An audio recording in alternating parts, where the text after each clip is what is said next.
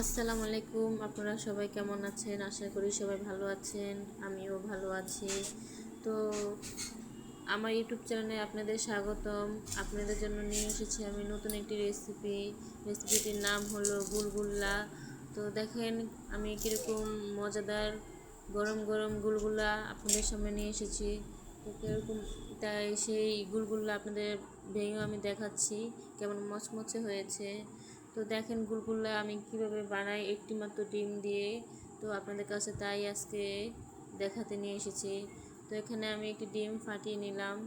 নেওয়ার পরে এখানে 1 কাপ চিনি নিলাম। নেওয়ার পরে এখানে দিয়ে দিলাম কিছু বেকিং পাউডার,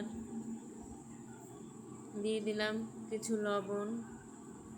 তো এই লবণ আর ডিম ডিম আর এবং চিনি সব কিছু মিশিয়ে এখন এটাকে ভালো করে মাখিয়ে নেব, জানি কোনো চিনি দানাদার না থাকে। চামচ দিয়ে ভালো করে মিশিয়ে এটাকে নিমিশ বানিয়ে নেব। তো এরকম মজাদার গুলগুল্লা আপনারাও বাসায় বানিয়ে খেতে পারেন। তো আপনাদেরও যদি ছোট বাচ্চা থাকে নতুন নতুন রেসিপি তাদের বানিয়ে খাওয়াবেন। আগে তো এক সময় আমাদের দাদু যারা শীতকালে আসলে গরম গরম পিঠা বানিয়ে আমাদের খাওয়াতো, আর তাদের হাতের মজাদার পিঠা আমরা খুবই পছন্দ করতাম। তো এখানে নিয়ে নিলাম 1 কাপ আটা।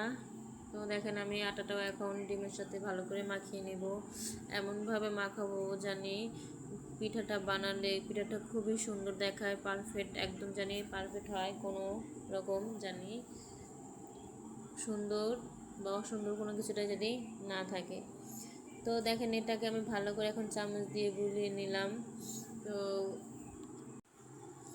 আমার দাদির কাছ থেকে আমার এই পিঠা বানানো শেখা। আমার দাদি অনেক সুন্দর পিঠা বানাতো।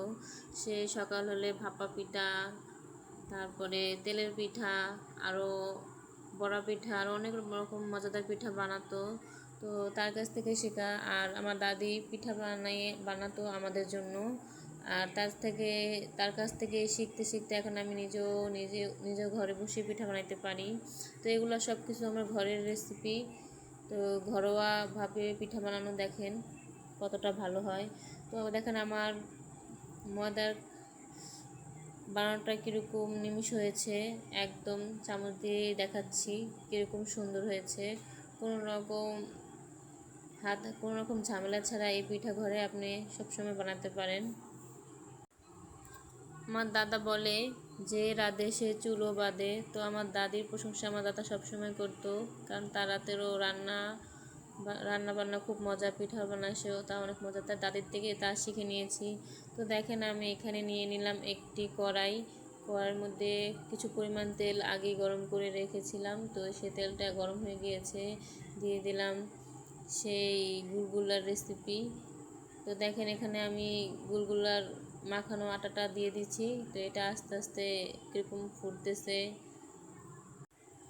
বাসায় কিছু না কিছু কাজ সবসময় থাকেই, তো সময় পাওয়া যায় না এরকম নতুন নতুন রেসিপি বানানোর জন্য। তো আমার বাচ্চা খুবই খুবই বারবার বলতেছে, আম্মু কিছু মজাদার রেসিপি আমাকে বানিয়ে দাও যেটা আমি খাবো, আমার ভালো লাগে, তুমি তাড়াতাড়ি আমাকে মজাদার একটা রেসিপি বানিয়ে দাও। তখন চিন্তা করলাম যে ছোটো বাচ্চা মানুষ, সে তো সবসময় মন চাবেই কিছু না কিছু খেতে। তখনই মনে আসলো যে গুলগুলাটাই বানিয়ে দিই, সে ঝাল খেতে পারে না, তাই তার জন্য গুলগুলা বানালাম। তো দেখেন এখানে আমার পিঠাটা 1 পাট হয়ে গেছে, তো আমি উল্টিয়ে 1 পাট করে নিলাম। দেখেন কীরকম একটা টকটকে কালার, হলদে কালার, চকচকে। এরকম সুন্দর করে পিঠা আপনিও একটি মাত্র ডিম দিয়ে বাসায় বানিয়ে ফেলতে পারেন।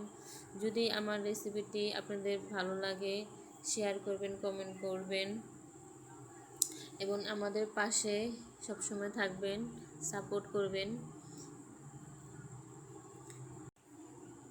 বাসায় আপনি চিকেন দিয়েও এরকম রেসিপি বানাতে পারেন, সেই রেসিপি আরও বেশি স্বাদ হয়। এবং আলু কেটেও আলুর মধ্যে দিয়ে এরকম মজাদার রেসিপি বানিয়ে ফেলতে পারবেন, যা অল্প সময়ের মধ্যে বানানো যায়। দোকানের অস্বাস্থ্যকর খাবার খেয়ে বাচ্চাদের পেট খারাপ করতে পারে। আপনার ঘরে যদি এরকম ছোটো বাচ্চা থাকে, আপনার অল্প সময়ের মধ্যে তার জন্য এরকম মজাদার রেসিপি বানিয়ে ফেলবেন। আর ঘরোয়া খাবার বাচ্চাদের জন্য অনেকটাই স্বাস্থ্যকর। তো দেখেন এখানে আমার, তো সবাই ভালো থাকবেন, আল্লাহ হাফেজ।